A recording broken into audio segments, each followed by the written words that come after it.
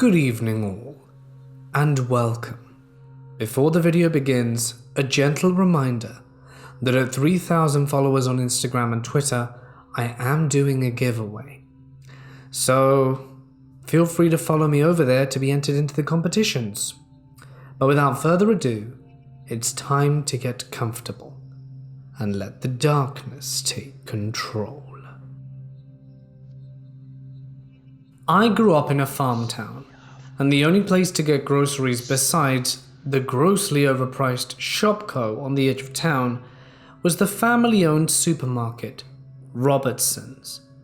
The Robertson family was very attractive in the community, but also had a reputation for misery to straight-up evil, depending on who you asked. If you asked me and the rest of the bag boys, Robertson's had a dark aura around it. Many features contributed, like the vaulted ceilings in the back room, the creaking floors in the offices upstairs, and the door hidden behind a pile of old shelves that seemed to lead under the loading docks. The worst was the patriarch of the Robertsons, Blaine. He was too old to handle the business decisions, but was too stubborn to let his toupee-tooting son to take it off his hands. So he spent his days shuffling around the floors, agonizing the bag boys at every turn. He'd chastise us for clocking in more than a minute early, and he'd chastise us for standing at the clock with a minute left on our shift. He'd chastise us for laziness the second we weren't actively moving items. I always joked that Blaine was a vampire. He just refused to pass. Why else is there never a call over the intercom for kids who lost their parents? One night, my suspicions were reinforced. Blaine had showed up about 9 to take care of some office work upstairs.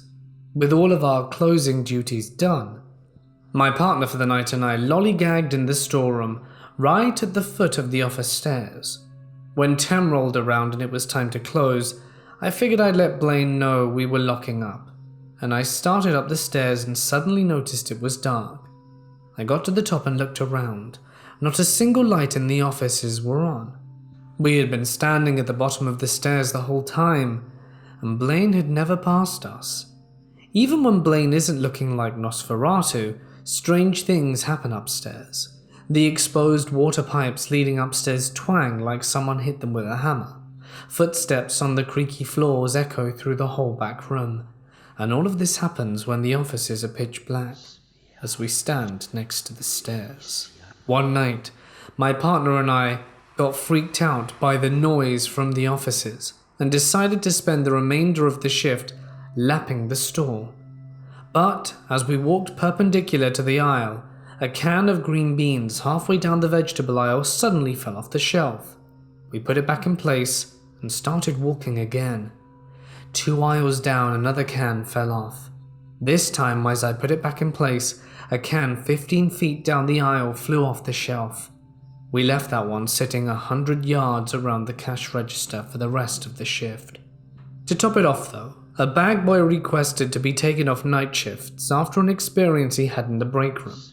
The break room has 2 small bathrooms, male and female. He was taking his dinner break when he had heard a baby crying from the women's bathroom. He had been there 5 minutes already and hadn't seen anyone come in, much less a baby. He ensured the crying for 5 more minutes before he got concerned and knocked on the door. Repeated knocks and questions got nothing back except for the non-stop bawling. He was finally convinced something had happened to the mother and cracked the door open, only to find the room dark and empty. I used to work graveyard shift in a nursing home in Texas, and there were 3 occasions that I saw what I considered to be shadow figures. Nothing scary happened, but it's the only occasion I've been at where I've had personal paranormal experiences. Maybe a week or 2 before this occurred, a man passed away suddenly after waking up and following his normal routine. He went from getting himself dressed and going for his daily walk, and after having 1 coffee, in the time it took him to ask for another cup, he suddenly stopped breathing and was gone. During normal work duties, I saw a completely black head peek around a corner, and then go back to being obscured by the walls, like a man peeked around the corner, then went back on the hall. There were no noises associated with anyone leaving a room or anyone walking down the hall, and when I went to investigate, the hall where the man peeled around the corner, there was no one there. The man that suddenly passed away lived in a room down the hallway, and the head peeking around the corner, I think it's him. Maybe he just hasn't been able to move on yet. The second incident was when I was working graveyard shift. We did some housekeeping duties since a lot of people sleep through the night, and I guess they wanted to give us something to do.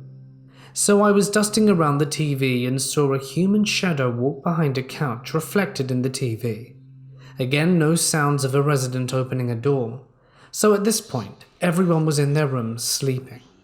I assumed it was my co-worker, since I hadn't seen her in a little while, so I figured she was doing some cleaning in another area. A few minutes later, while I was still dusting, she came out of the area where we do laundry, so clearly that wasn't her. Again, there was no resident up because the walk that I saw was completely fluid and did not resemble a resident, as they all were not physically able to walk like the figure I saw reflected. It was someone in their 20s, with no physical difficulties. That's how they walked, and there was no color reflected in the TV. It was fully black, like a walking shadow. That unsettled me for a while. The third incident is there was a woman who knew was passing away. Our duty with her was to keep her clean and comfortable while she was in the process of passing. That night I saw through the window of the nurse's station a pure white shadow walk one way down the hall the woman was living on, who was in the process of passing away. Then I saw the figure walk the other way down the hall. I then saw the figure walk the first way down the hall again. To this day I didn't know why the figure was white when the first two figures I saw were black, but I'd like to think it was the woman's guardian angel of some kind, staying with her or waiting for her to pass to take her to the afterlife.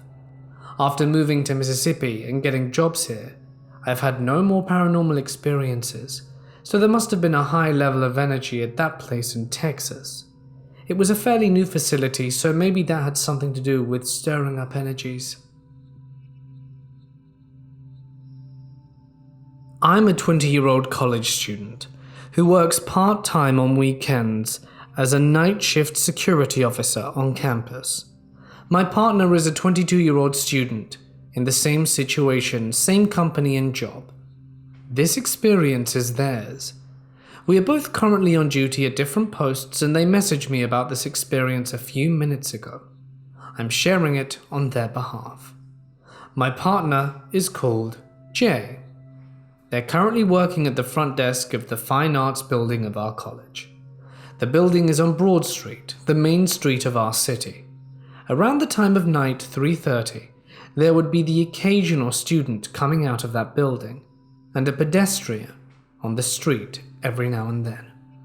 Jay's security cameras show the area just outside the building, including footage of the dumpster and back parking lot and the sidewalk out front, which is well lit by the street lamps since it's a main street.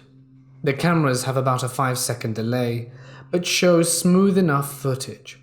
Jay messages me, "I just watched a person dissolve on my camera system like the wind blew them away. It wasn't any kind of screen glitching I've ever seen." Upon questioning them, they told me they saw what looked like two figures wearing hoodies with their hoods up, who were not identical, that seemed to be walking together. They said only one of the two figures dissolved, and that the one who was solid didn't seem to realize the other person was there. They didn't seem to be talking, and when the figure dissolved, the solid figure didn't even seem to notice. The solid person's walk/cycle movements didn't glitch out when the other person dissolved. The camera seemed to be working correctly. The figure didn't appear to glitch or pop out of existence. Jay specifically described him as dissolving. into the wind. What could have Jay seen? Has anyone ever had a similar experience? Does anyone have reading material or a term to search up? I know it's nothing crazy, but we're scared and unnerved, and truly unsure of what to do. This happened after work this past Christmas Eve. I work a later second shift from 5 p.m. to 1 a.m. or until we're done. I should also mention that while the warehouse is in a nicer area, a couple of blocks down it gets sketchy at night. We've gone down around 2 a.m. and me and my one friend were the first out to the parking lot and were standing there talking while we're warming up our cars. We were talking for maybe 5 to 10 minutes, and during this time I saw this small sedan drive by, slowly, but didn't think much of it because it was a little icy out, and I figured we were just being cautious. But then I saw it slowly coming back down the road from where it came west and pulled in and parked in the parking lot across from us, which was strange because it's a welding shop parking lot, and no one's ever there past 10 p.m. besides police doing speed traps. At that point, I pointed it out to my friend and he said he noticed it as well and thought it was weird. Then this big dude got out the car and walked across the street over to me and my friend while the car he got out of drove off. He asked my friend for a smoke, and as he did that, I walked over to my car to start scraping it off so he would hopefully just not talk to me. But as soon as I stepped back out of my car with my wallet in hand so I could use one of my cards to scrape the windows, he called over to me. I didn't want to be rude even though something felt off about the situation. But I said, screw it, there's cameras watching me and the rest of the workers should be out in 10, so I'll be fine. I'm 6 foot, 180 pounds soaking wet, and the dude was a good bit bigger than me. I'm guessing 6 foot 2, 6 foot 4, and a solid 250 pounds. He was trying to make small talk with me and ask about what we do there, how it sucks we have to work on Christmas Eve and just random stuff like that, but I got the feeling he was sizing me up. So even though I have extreme social anxiety and can barely make eye contact with people I know, I remember my grandpa always telling me if I'm in a sketchy situation with someone to stand tall, chest out, and make direct eye contact the entire time. Essentially do whatever makes you look like you aren't scared or nervous, so you look like you're more trouble than you're worth. I saw him keep looking down towards my wallet, so I took a small step back so I could make sure I was within the view of the cameras. Then he said, "So, hey man, do you think you could give me a ride to my house? It's just down the street. I ran out of gas at the store, and I need to go back to my house to get money." Now, the grocery store he said his car ran out of gas out is about a mile away down the road to the east, yet the dude came from the west, and also if he needs a ride to his house in the west, why wouldn't he have just gone there from the person who dropped him off who came from that direction in the first place? I then remembered reading online somewhere that around the holidays people will do whatever they think they can to try to get someone to give them a ride and then force them to take you back to their house and rob them. At this point I'm like, screw this, he's trying to rob me. So I walk back towards my car since I know I have a giant utility knife under the seat and tell him I'm good and to please get off company property. And he was like, "Come on man, it's Christmas Eve," while looking visibly pissed. And I said, "That sucks dude, get off the property." At this point I'm in my car and he can see me reaching under the seat and he turns and walks away and disappears in the alley a block away. I then go over to my friend's car and tell him what happened, and he said the dude was trying to get him to give him money for smokes, and then tries to convince him to give him a ride to the ATM. 2 days later, a picture of the same guy is on the local police department Facebook page asking for information on him because he was wanted in relation to a string of armed robberies that happened during Christmas time. I work as a nurse in a psychiatric unit, which is conveniently tucked away around the back of an old hospital. I'm on night shift at the moment, and most of the night is trying to convince manic patients to return to their bed. We were having a strangely quiet night. The staff usually sit in the corridor at the intersection between the male and female sides of the ward. We can hear everything that's going on better from there and intervene quicker if needs be.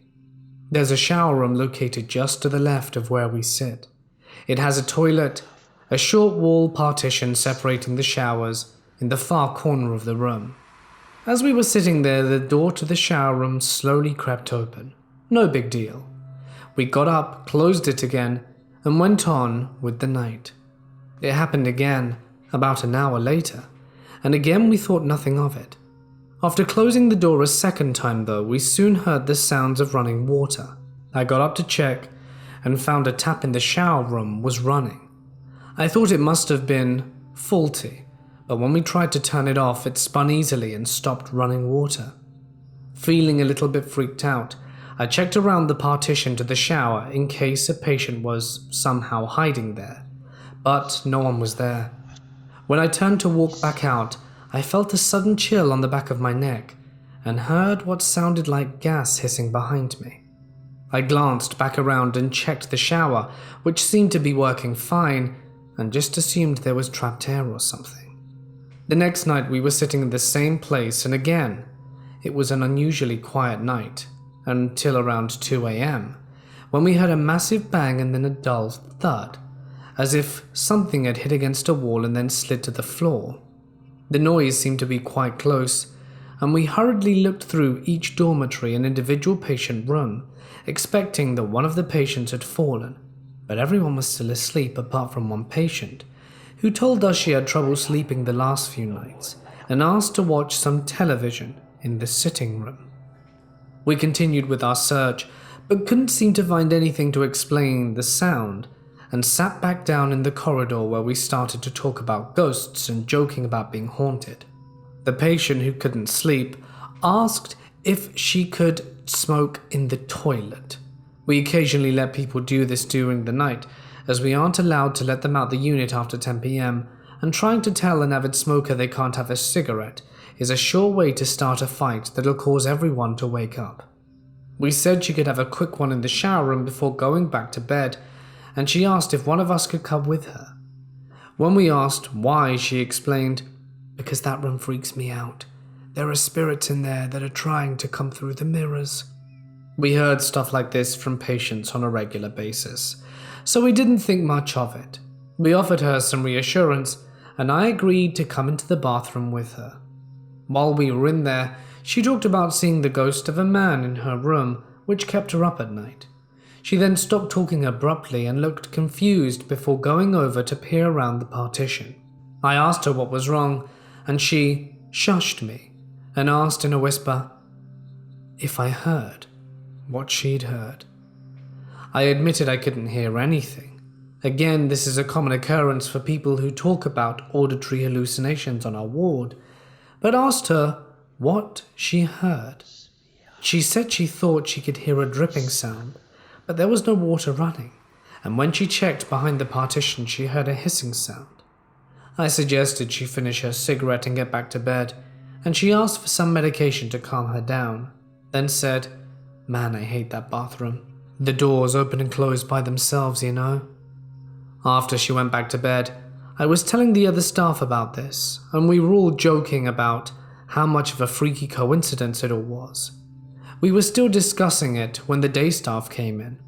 When the first nurse arrived, she came over to ask how the shift was, and we asked her if she believed in ghosts in a jokey way. She said she didn't, but that she had bad memories of the ward that sometimes freak her out.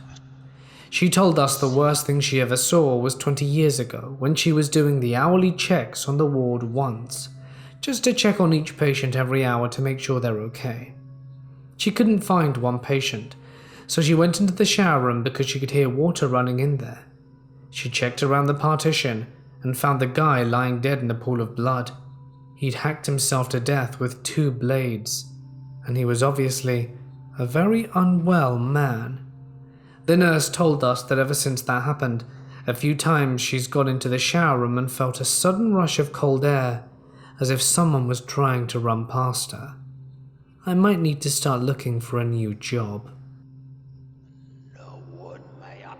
I work at a place with 5 floors and a basement. It used to be houses for nuns and priests. I got called up for a night shift since a colleague called in sick. I'd never done a night shift there, so I took the opportunity to see what it was like. 4th floor. Doing your rounds isn't the creepiest thing at all. The creepiest thing is going down the stairs again. You see a black figure walking in the hallway, just your average shadow, you know. The thing is, the lift sometimes randomly goes to that floor during the night, as if someone's calling it. On the 3rd floor, doing your rounds gets a little weirder, since here it seems as though you aren't alone whilst you visit the floor. You see shadows on the walls passing you, as well as hear footsteps.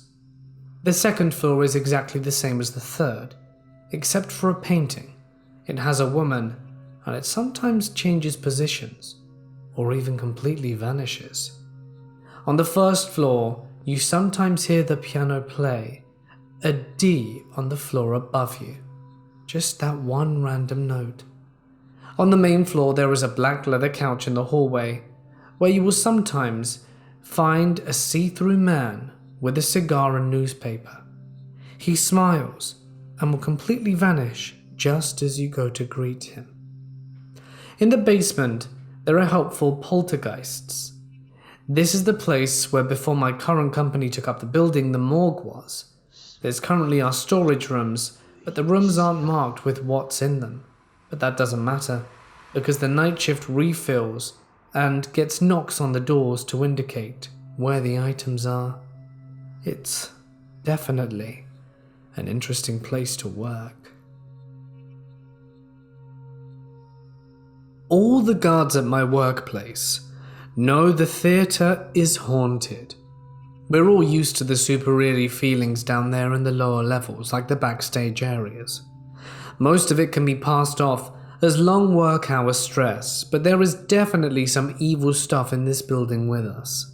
It's probably an entity that latched itself onto the themes of theatrics and whatnot. We got all kinds of stories. We've all heard the grand piano playing on its own in the night, heard ghostly voices arguing every now and then as we walk through the halls. Sometimes I smell a harsh burning in the halls at night, like sulfur. We all know that doesn't mean well. Tonight has been the worst it's ever been. I heard a door slam shut nearby as I was patrolling, and as a joke, I yelled out, "Who it be?" It's an inside joke with me and my friends to lighten my nerves, and I heard a deep, almost unintelligible male voice saying, "It be me." Sounds kind of funny, but I didn't enjoy that. My Bluetooth earphones blatantly refused to work tonight, and I also walked through one of the function halls in darkness. Once the building closes, we patrol without many lights on, other than the occasional safety lights here and there, and I saw something following me into a mirror. I refused to look behind me or stare at the mirror for too long, but it appeared to be a figure, clearly dressed in a costume of a king, with a fur robe and a black jagged crown. Its head was tilting side to side as it shuffled along beside me, kind of like a key-winded toy. It moved so soundlessly, and as you can imagine, I was pretty startled. I couldn't feel my legs out of dread, so I didn't even stop walking. I just stopped looking immediately, and kept calm, walked out the room, and pretended to see nothing. I think this is happening due to the current performance of a real old and famous play called Faust.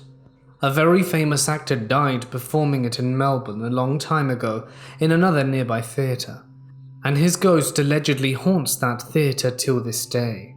It's not too far down the road from our theatre. There's also a secret warehouse on site, the location of which, for obvious reasons, we do not share with the public.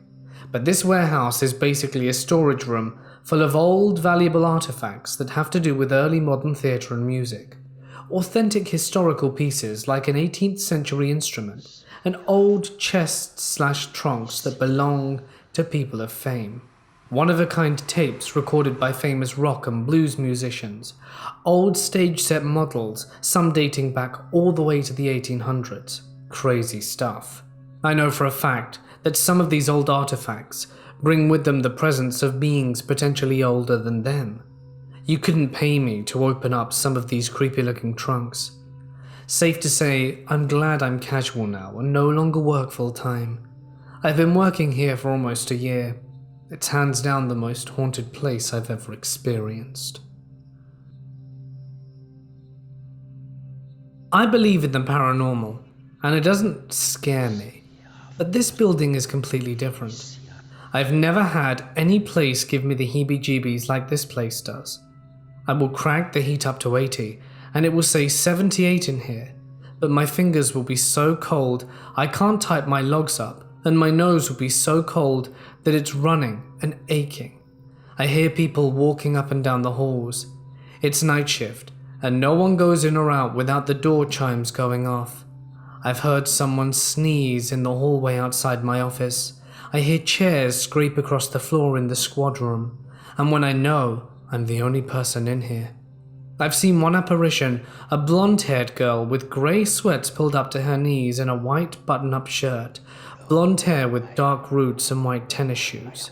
I saw her plain as day, walk from the bathroom to the squad room with her hands up to her face. I literally thought someone was in the building and called an officer in. There was only one way in and out, and I don't know how she didn't go past me. We found no one. Now I work for a tribunal police department in Oklahoma, so this was all Indian land at some point, but that wouldn't explain the girl I saw. I work the night shift, and I've learnt the normal sounds of the building, like the ice machine or the wind blowing through the attic. But some nights this place just gives me the icy chills, just that feeling that you shouldn't be here. I've heard my name being called, and I mean my first name, but I go by my middle name, so very few people know my real name. We have a couple who are terrified to work the night shift by themselves, so here I sit. Now every other place I've worked, I've always had the same little, what I call Fred pranks, where my drink or pen will disappear, but I find it somewhere weird later on. Someplace I hadn't yet even been in the building. But this place is just beyond creepy. When I first started escorting, I was completely clueless. I was desperate and usually would text with someone who got my number off a site and arranged a meeting. These guys were usually married and couldn't go to their place, so we would do car dates. Real cheap stuff, before I knew what kind of money I would be making. Save the judgment because it's my job. Anyway, I get this text from a guy a few weeks in. He's early 40s, single, and he said he'd love to meet me, but just seems way too into it. But desperate times, so I decide to meet with him. I let someone know where I'm going and walk out of my apartment and to the back of the complex to meet him. I knew enough to know I didn't want him to know where I lived. He's not the guy in the pictures, but that happens. These guys want discreet. We go to the hotel, I start to undress, and he stops me. We sit on the bed, and he tells me he wants me comfortable. I'm a tiny 5'4", 120-pound woman. Anyone could honestly take me. He climbs on top of me and pulls a knife out in front of my face. It's my knife. He slid it out my pocket. What's this for? Do you think you need it? It wouldn't have helped. If I want to hurt you, I definitely could. I'm freaked the hell out at this point. I'm pinned under this guy who's really short, but has a marine background and about 125 pounds on me. We finish the deed, and I clean myself up and get dressed. Our time's been up, but he keeps himself between me and the door. It's hella uncomfortable, as he keeps telling me about things he could do to me if he wanted to, and that he could get away with it. I eventually make it home and say that I won't be seeing that one again. But weeks go by and I'm desperate and ended up having 3 to 4 dates with this guy, and he got increasingly creepier and more possessive. I ended up telling him to lose my number and had to block him. Some of these men walking among us are truly psychos. And Ray Ray? Let's not meet again. I used to make friends with security guards on my secondary school while I was schooling, and they'd always share creepy stories. One of the stories was about the computer lab. So the computers in the lab will turn on and off by themselves after school hours, and there was no one around. So at first the guard thought that a teacher who conducted classes earlier forgot to check, so he turned them off one by one. After he went back to the guard post and checked through the CCTV and made sure everything was okay, he saw the computers turn on one by one on their own. Another one is when I will stay awake till 2 or 3 a.m. in the morning playing computer games. Since I live opposite my secondary school, I always like to stare out my windows just to see if I could spot anything that the rumors were telling me about. I did sort of find what I was looking for. It was weird. Every night at 2:30 a.m.-ish, there'd be an orange light that looked like flames but no smoke from one of the classrooms on the 3rd level. It would be burning for about half hour and was super consistent. It happened nearly every day, and I even told my sister about it, and she confirms she saw it. That's why I believe that places like office buildings and schools are common areas for things to stay, because technically the place belongs to no one, so the phantoms can claim them for themselves and just have some fun in the night. In my mid-20s, I was bouncing around. I couldn't settle on what to do, and after a long and crappy relationship, was mostly interested in having fun. I was at uni, but wasn't the most committed student. I had been working at a restaurant in a hotel, but hated it, and a friend told me about working as a receptionist in a brothel. It's completely legal where I live, and said the money was decent and it would fit well with uni. It wasn't difficult. If a client was rude, you just kick them out, unlike hospitality, where you need to be polite to them the whole time. I found a place that was looking for receptionists and went for an interview and got a job, and it was fine. I mean, it's not the most interesting job in the world, but it paid okay. I could smoke out back when cigarettes didn't cost $50 a pack, and I could study if I was quiet. And I know that everyone is thinking, receptionist is code for sex work, and I promise that it isn't. I have no proof, but lying about it doesn't make the story any more interesting. We had regular clients, and they all had reputations of some kind. This guy only books for half hour, but always extends his booking at least once. This guy will pay extra for dirty talk.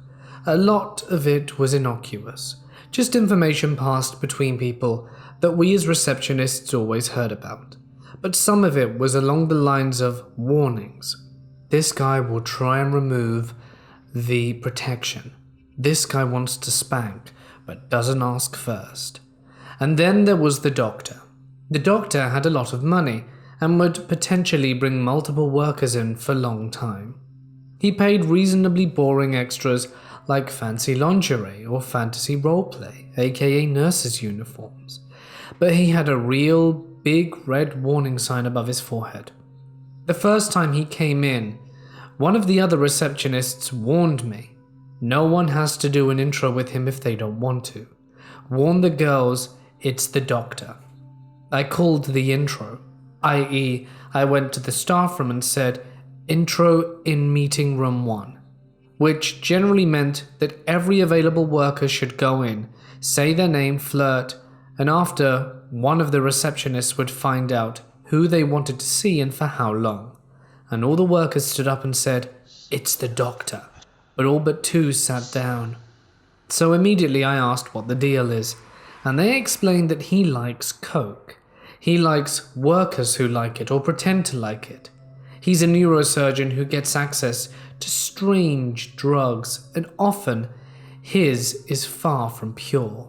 He also enjoys drug insertion, and he was just creepy. When we'd go into checks with him, he'd try to grab us, make us, the receptionists, sit down, and to be clear, I'm not what people would consider attractive. Plus, he'd do it with all the receptionists. He'd grab our hands and try to stroke our arms. He had this super intense stare, like a mannequin that could make eye contact. It's hard to describe. It was like he was staring right back at you, but without seeing you. His expressions were weird and just didn't work on his face, like his mouth would smile or move, but his eyes wouldn't change from that intense stare. I guess it might have been all the coke, but it was deeply unsettling and just made you feel sick. Having said that, there were a few experienced workers who knew how to handle him, get the most out of him while experiencing the least possible risk, like fake snorting, hence giving workers the option to meet the clients. I can't remember if he saw anyone that first time. If I recall correctly, he had a handful of bookings in at the time while I was working there. We did have strict instructions to never let anyone do an out-call with him. That is booking at anywhere other than the brothel. Plus, we had a few other harm minimization strategies. Then after a while, one of the workers who was okay with seeing him left to go travel, and no one else would go see him. So he gradually stopped coming, as no one would intro him. I moved on to the receptioning at a different brothel. A new one had opened closer to where I was living and paid better, and he showed up there again. I knew he would frequent all the places he could until his reputation preceded him. When he showed up at the new place, I told all the workers about him, and no one was okay with seeing him. He tried only a few more times until he abandoned us. A year or so later, I had moved on to a different job. I couldn't do night shifts anymore, and I was chatting with a friend from the brothel who said, "Oh my god, did you hear about the doctor? He killed someone and got arrested." And it was true. The doctor had killed a worker who had been sent to his apartment. The worker lay dead in his bed for 2 days. Officially it was manslaughter, and he also pleaded guilty to supplying the drug that killed another worker.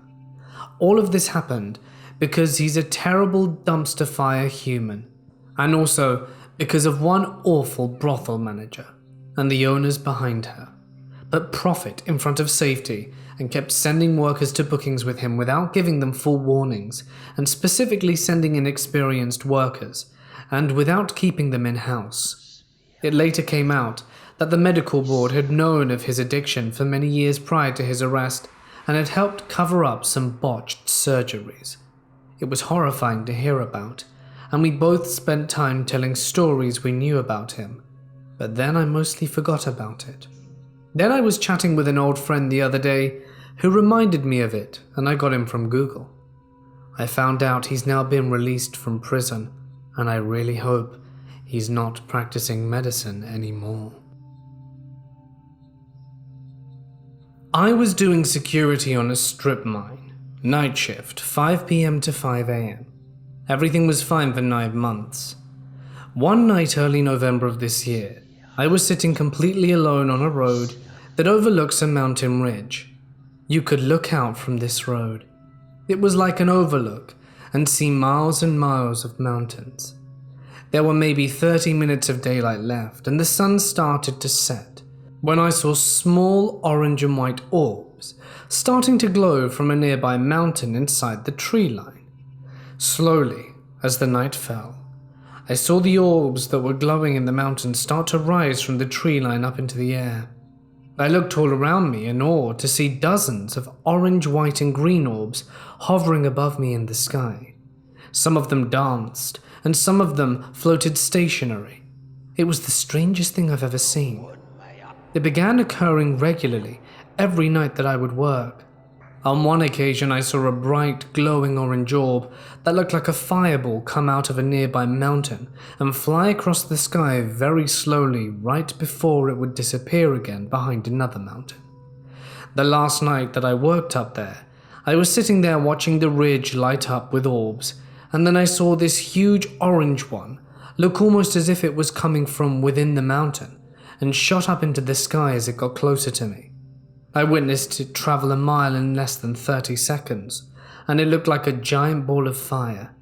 It got about 300 feet away from me, and it was like nothing I've ever seen or witnessed before. It looked like a giant orange fireball of gas with pulsating lights coming out from it. I felt super weak and sick to my stomach, but I was terrified. I raced off the site as fast as I could. in the company vehicle, almost feeling like I was going to vomit from terror. I'd really appreciate it if anyone had any kind of explanation for what I saw. Hey guys, it's Mort here and thank you so much for listening. So, the night shift is certainly creepy. If any of you have had some creepy night shift stories that you'd like to share with me, feel free to send them over. I think I need a few more good stories to make a video next time. As always, I'd like to extend a huge thank you to my wonderful patrons whose names you can see on screen. For a small donation every month, you can help keep the channel running. It obviously means a lot, and you get a handful of perks for doing so. All the information is in the description. Well, I hope all of you are fine, at home, doing what you do. Probably people who work night shift who aren't key workers are getting the time off to stay home, which is good. I hope many of you guys haven't lost your jobs because of it. I know it's been hard. In any case, I really hope you just are having a good time, making the most of everything. We certainly are. Lots of colouring in for Pandora and the like, just trying to keep her entertained, as these videos can only really be recorded during her precious 2-hour nap time every day. Alright then guys, I think it's time for me to sign off. Stay awesome. Oh, no, actually, remember to follow me on Twitter and Instagram for the competition. Please do that, we're so close to hitting 3,000 on each. Alright then, for now it's time for me to sign off. Stay awesome, and I'll see you in the next one.